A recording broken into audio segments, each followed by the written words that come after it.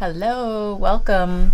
So, today I thought we would pull out cards I haven't used in a while and our Muse storytelling cards.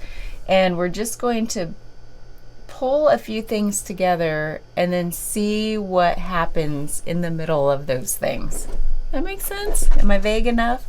Okay, these cards tend to be self-explanatory. They don't have like a book that comes along with them to have a big description. So we're just going to pull one from each. This one says heartbroken. Heartbroken. And then from the mist, I even forget what those are called. I don't have the box handy. I was looking at my stack of boxes. So I can't give credit where credit is due. Okay. Simplify life. Life is meant to be simple and easy. Don't let superficial energies distract you from your true essence. Simplicity and purity will lift your spirit. All right. And then this is from the emotional card deck. And let's see what we have. Repression. Repression is the state of hiding emotions or needs, preventing you from truly confronting your inner self. When repression appears, it reminds you to release emotions and face your true self. Through expression, you will find inner freedom. That's interesting because it talks about both of these. Like, don't let superficial energies distract you from your true essence. And this says, like, the repression is preventing you from truly confronting your inner self, which is your true essence. It's so funny. True essence and true self are both showing up here. That is funny. Isn't that funny how that works? And heartbroken. So it almost feels, I'll put these away another time. I don't need to bore you with that. And now before we get too deep into this, let's get rid of the cat fur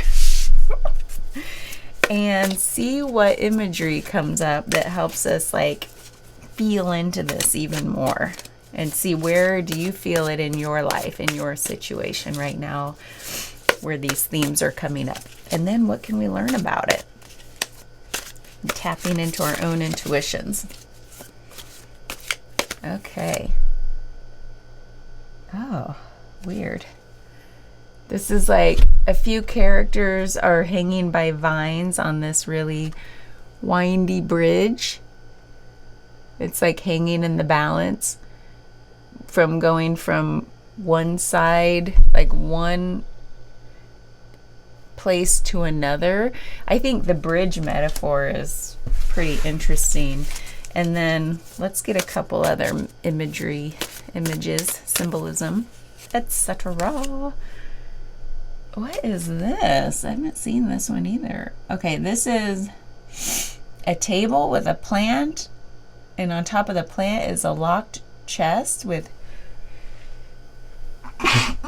excuse me, with this smoky stuff coming out of it. So what is locked up? That feels like repression right there. And then this feels like we're kind of like hanging in limbo between going from one place to another in our lives, like what's going on there. And let's get another image. Ooh, this is funny. This is like two like magician type characters. Yeah, this is all like a magic scene because there's a woman in a box, just her legs. There's cards shooting out of his sleeves. There are doves, rabbits, the silks, multicolored silks they're pulling. So there's a lot of magic, but like using it against each other. It's almost like two magicians in competition. So it's like maybe things aren't what they seem kind of energy.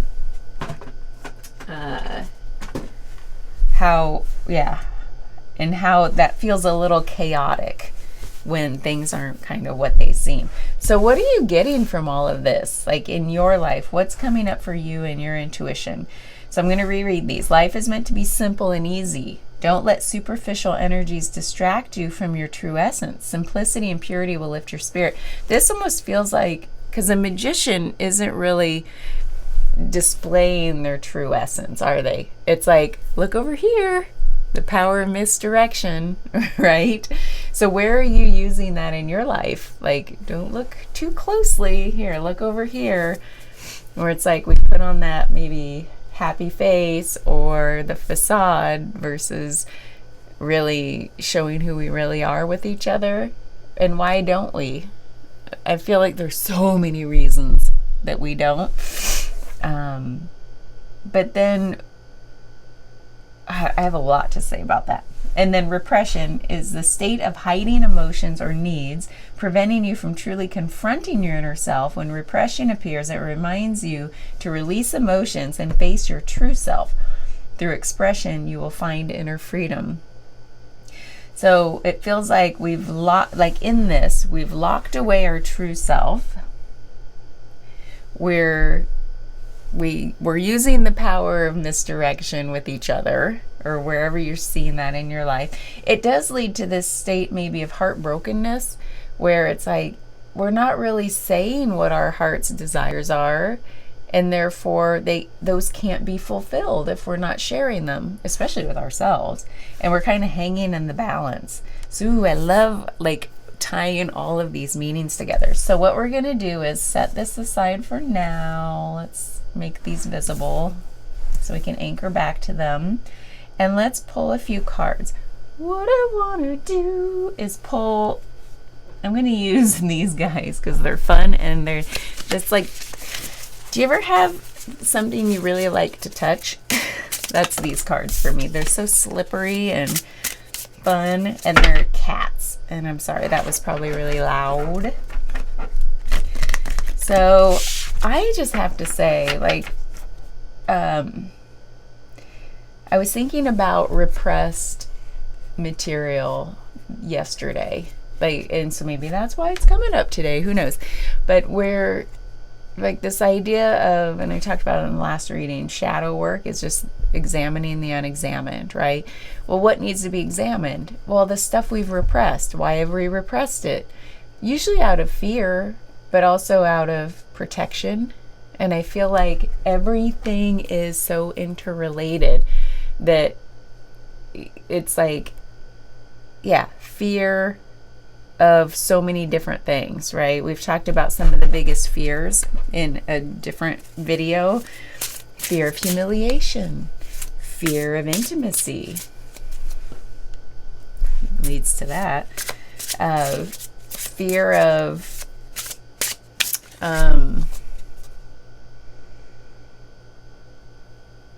what's another one? Abandonment.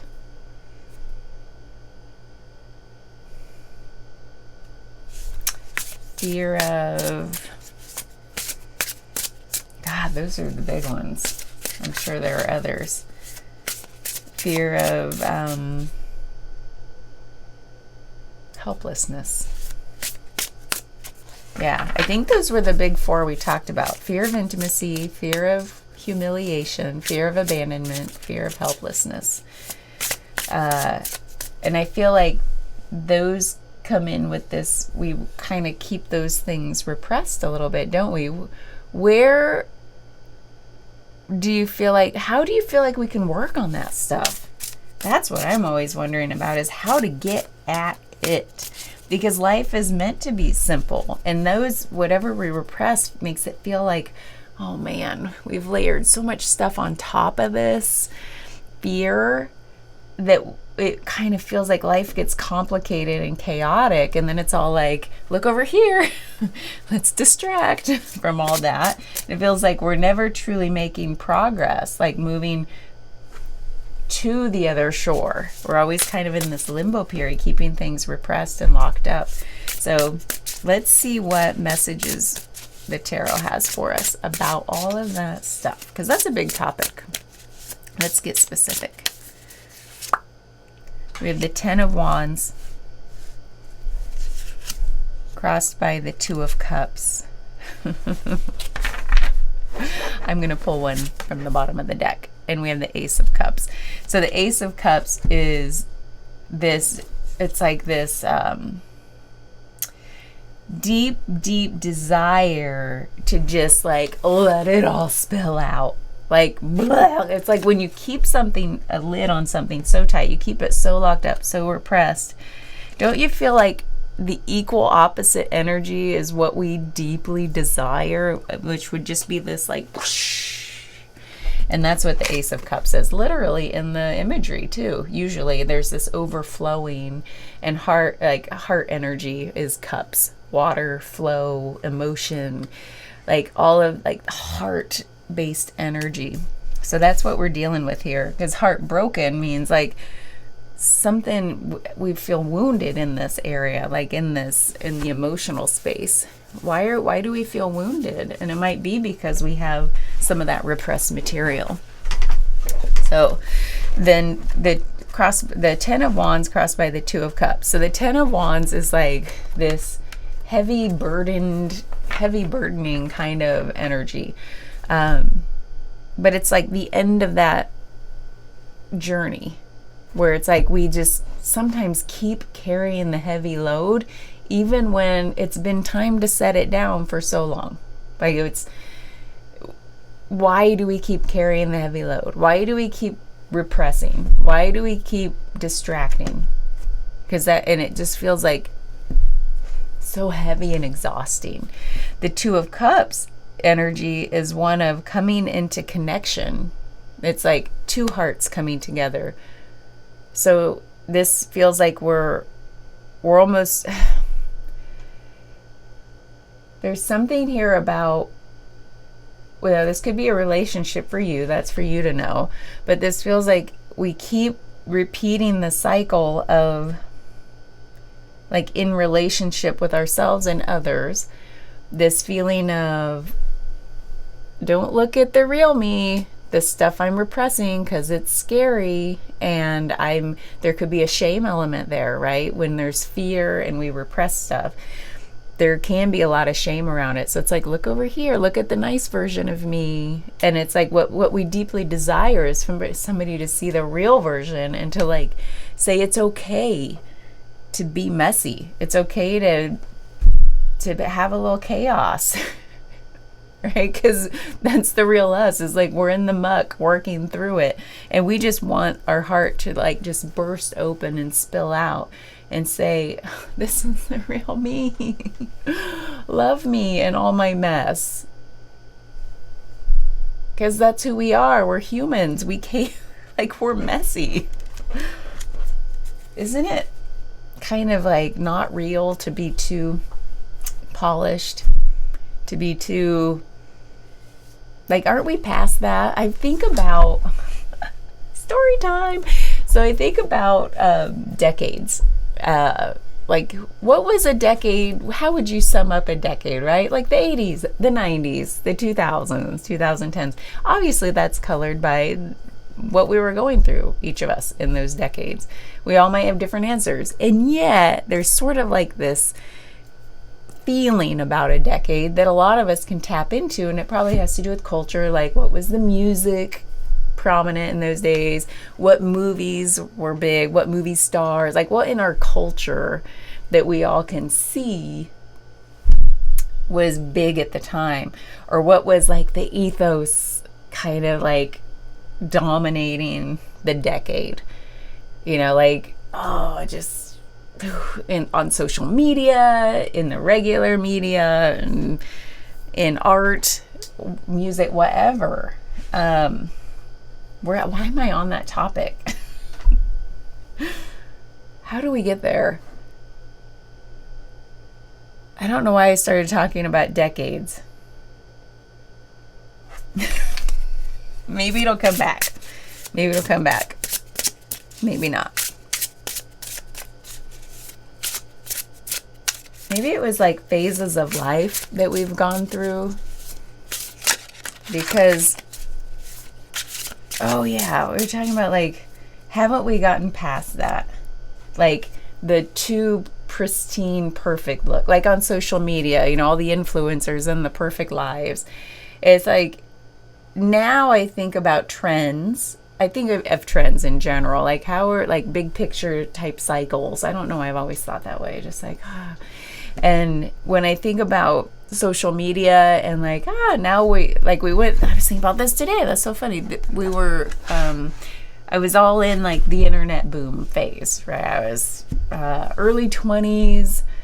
Like, that's when I was like, this new thing, right? I don't know how I would be now with it if we were just hitting the boom and now I'm middle aged. I have no idea. But at the time, everything was fresh and new, and it was messy, but it was exciting, and we were all connecting. Oh my God, in AOL chat rooms when it was just like, blah, let's connect. And we weren't scared, and things weren't scary then with like saying, hey, who are you? I mean, I met some of my closest, long-termist, is that a word, friends in chat rooms. And on ICQ, remember ICQ? Oh my God. And LiveJournal, remember that? And I had a website, and we connected around it. And I won't go there, but it was one of the biggest sites on the internet back in the day. And I can't even fathom that now. I just can't even, it doesn't even make sense. And yet we created this whole community around like the newness of connection. And then things did what they did with like social media getting more like solidified in the Facebooks and then the Instagrams and then all the things. And they all had a different flavor to them and kind of what they got infused with. And I think about culture at the time too. It was so I was thinking, for some reason Britney Spears came to mind. And there was like the feminism thing just kind of went a little askew for a while. And that's just my perspective. There were still, like, the 90s felt so hopeful and, like, raw and grungy and, like, And then the 2000s, I always, in my mind, they feel like a really dark time. They feel like, oh, God, we kind of overcorrected or did, I don't know. And then 2010s, it was a very, like, just, like, I don't know, the watered down, confusing, trying to, like, I don't know. It was a very, I still can't sum up. Maybe it's too recent to sum up, but maybe it was also because everything felt like, maybe that was it. The 2010s, like, was an overcorrection, but it still felt like I could sum it up in terms of this type of music, this type of art, whatever going on in culture. And then the 2010s, holy crap, it felt like that's when information overload really started to feel like, holy crap, things are going so fast. Of course, I'm getting older too, so I'm like slowing down by then. Maybe I was in my 30s. But I'm just saying all this because it's like, do you feel like you can go back and sort of see trends of things and how putting, like, we saw all these, the influencer thing and connection without really connecting, and then this whole pretty facade emerging. But in the beginning, it was all raw, gritty connection, like, yes, like, I'm connecting with people across the world and it's raw and gritty and like, who are you? And then it was like some veneer got put on it and it wasn't real anymore. And so does that feel real to you? Does that feel true? Maybe you had to be my age at those points in time. I don't know, where like the internet boom and it was just coming into adulthood and like, yes, I don't know. And then it was like influencers and all the beauty trends and everybody, everything looked so polished. And it was like, but that doesn't feel real. And now I feel like there's sort of a rebound to, remember when sarcasm was like the pinnacle of humor and it was so mean? And so maybe that was part of a turning point too into like the dark times. And it's really like I say, I mean, I didn't make this up, the lowest form of humor. And it's kind of like mean and like not real. It doesn't really feel like we're communicating in a real way when we're communicating sarcastically, right? And it's so, all of this, like, why? Oh, you must be so bored me just talking about this. But I love thinking about trends and how that polishedness is now rebounding into like realness, but it still feels like pseudo real, like not the raw gritty 90s real, right? But there's a new humor emerging over the last several years of like, it feels like a heartwarming kind of humor versus sarcastic or too polished. Now some of it feels really polished, like people are really going all out with skits and everything, but some of it's pretty damn funny. Like they're really showing humanity's flaws right back at ourselves. Like they're holding up a mirror with the way that they're doing humor and saying, look how ridiculous we are, humans, look, and it's okay. And I feel like if that's where we're going, yes, finally, it feels kind of real, but safe in a way to like poke fun at ourselves and say, don't take ourselves too seriously. We're messy and we're messed up, and that's okay. We all are. I am, you are, and it's okay. So maybe that's just a long-winded, messy way to say maybe the way to get at repressed material is a little bit of humor and humility. And maybe those words really are more related than I ever thought until up to now. Humor and humility. And the way that we create a safe space by not taking ourselves so seriously and saying, I'm human, I'm messy, let's dig up some repressed material, the stuff I've been squishing down for fear, like to create that polished exterior, when really all I want to do is just bleh, all over like this Ace of Cups, right? Thanks for going on that ride with me, because this Ten of Wands crossed by the Two of Cups must have brought that up, because the Ten of Wands is like, I am exhausted from like shoving stuff down. And the Two of Cups is like deeply, deeply connecting from the heart with self, with other. Okay, let's get a couple more cards. So we have the Nine of Swords. I was thinking about that card today. I seriously, the Sun and the Page of Swords. Ooh, awesome. So the Sun right here is the this true, what this is saying is like it's a true expression of your authenticity. It's like, look at me, here's the fullest expression of my authentic self. I'm laying myself bare in front, like this is me, right? Look on this weird little unicorn. I love this imagery, but it's usually one of like, it's optimism and joyful expression and like our purest, rawest, most positive self.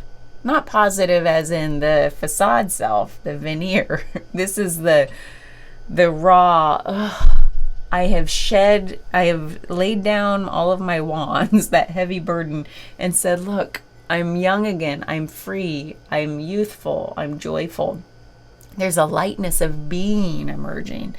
The Nine of Swords with the Page of Swords, the Nine of Swords is that I've come to the pinnacle of like that exhaustion.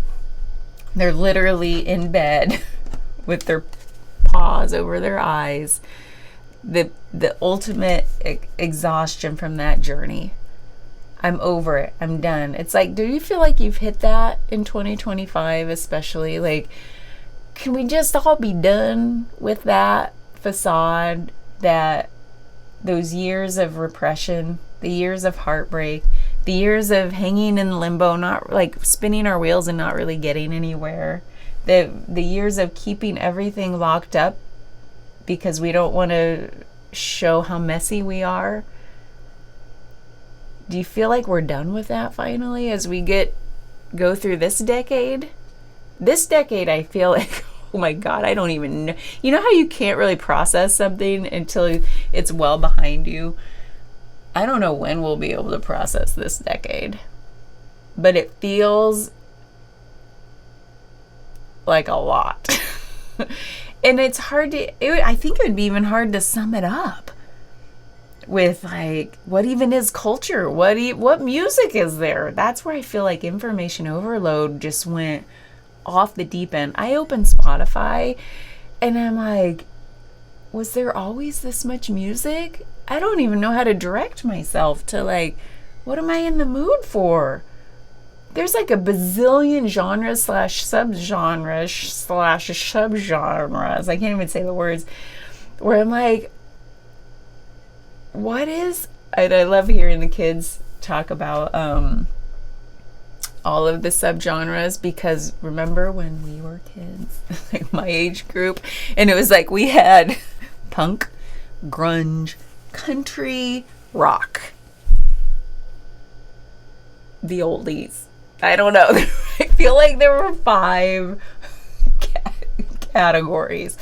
And now you open Spotify and it's like lo-fi, dreamy bedroom pop. I don't even know, but you know what? I love all of it. I'm like, yeah, that's exactly what that is. When I listen to it, I'm like, those are all the words I'm feeling right now. But back then we just had like these major categories. And I think by maybe not having all of the subgenres defined so clearly, there was a connectedness inside of that where we're like, it could all coexist. And now I swear, when you categorize things so finely, it's a way we can like keep dividing ourselves into smaller and smaller groups, and that creates more and more separation, right? I don't know. Kind of feels true. But give me a minute and I'll argue the opposite. So anyway, this feels like we're coming to the end of that exhaustion, or at least letting ourselves feel exhausted and getting to that true expression of self. Because the Page of Swords is one of like, okay, where are we going from here? Now the youthful, excited, curious person in me, like I'm curious to learn what else there is to learn about myself, instead of putting on this facade out of fear of all the stuff I've repressed. Now it's like, wait a minute, let's take off all of that facade and really look at what I've been squishing down and pushing down for years and years and years. Because I'm actually not scared of it. It's not scary to actually look it in the face. If we approach it with curiosity, that's the word for the Page of Swords, is curiosity for learning. What can I learn from that? And somebody I saw today, one of my friends on social media, posted that exact thing of like, I'm excited to get triggered. I was like, yes. Aren't you excited now to get triggered? Like, trigger me. It'll point me to more repressed material that I can dig up. Right? Bring into the light, learn from, open the heart, pour it all out. Like, come into connection with my authenticity. All of that is here. So it feels like maybe as we go into 2026, that's what we're going to be doing. It feels like in the last reading, we talked about like shedding that stuff. Maybe we're shedding... this year was about shedding the veneer, the facade. We're tired of it. That cycle is ending. How can we dig around in the repressed material in a messy way, but be joyful about it? Be a little curious, excited, joyful to bring up all that messy muck and like get dirty in order to get clean of like mind and spirit, and Just like, I'm wondering how that meshes with the Whispers of 2026 reading that was about gentleness, tenderness as we go into the next year, becoming soft, becoming quiet to really listen to our inner voice. I think you can do both. You can be messy and tender. I think it's one and the same. I think they go well together. Because if we're hard and rigid and put the walls up, I don't think we're going to be able to learn. We're not going to be able to look at that fear-based stuff without fear. What do you think? I think we're going to stop there. We could keep going on this forever. But let's stop there. Because I have a feeling with the way the readings have been going, it feels like those are tying together. And I feel like the next one I think that we're going to have to do is let's dig in deeper to what we're being really called to do in the next year. Again, a year is arbitrary. It doesn't, but somehow it feels like true, like this winding down of the year. Let's stop pretending. Between now and the end of the year, let's just stop adding more shellac, more veneer. Let's just shed the rest of that, wipe it off, dissolve it, because we know that it's time to start, after the busyness of the holidays, it's really time to do more of that inner work. Let's trigger each other safely. Okay, reach out if you want a one-on-one reading, or if you want to go deeper with this one, if you have specific questions or thoughts. And again, thank you for being here. Bye.